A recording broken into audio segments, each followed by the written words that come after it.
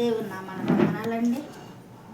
దేవుడు అంటున్నాడు, బలులు అర్పించుట కంటే దేవుని మాట వినుట శ్రేష్టం అంటున్నాడు. మనము ఏ హృదయంతో బలులు అర్పిస్తున్నామో హృదయాలు తిరిగిన దేవుడు. మరి హేబేలు కయ్యూను మరి అర్పణలో ఆయన హేబేల్ది అర్పణ అంగీకరించాడు, కానీ ఆయనకున్న గొర్రెల్లో ప్రథమ మరి గొర్రెను ఆయనకి ఇచ్చినప్పుడు హేబేలు హృదయంలోకి తిరిగిన దేవుడు కాబట్టి హేబేలు యొక్క అర్పణ అంగీకరించాడు. అదే కయ్యను తనకు వచ్చిన పంటలో అర్పించాడు, కానీ అది మరి హృదయపూర్వకంగా అంగీకరించలేదు కాబట్టి ఆయన మాటకు లోపడలేదు కాబట్టి ఆ యొక్క కయ్యను అర్పణలో అంగీకరించలేదు. మరి నువ్వు నేను కూడా దేవునికి అర్పణలు అర్పించేటప్పుడు ఏ హృదయంతో అర్పిస్తున్నాము?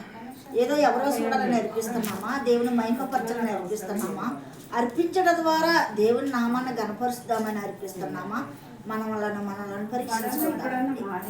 అర్పణల కంటే ముఖ్యంగా దేవుని మాట వినుట శ్రేష్టమని సామెతల గ్రంథంలో తెలియపరుస్తుంది. మాట అంటే ఆయన ఆజ్ఞానుసారంగా జీవించడం, న్యాయం కలిగి ఉండడము, యథార్థత కలిగి ఉండడము.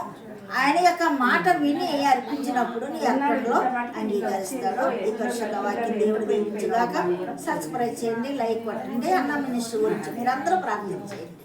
ఆమేన్.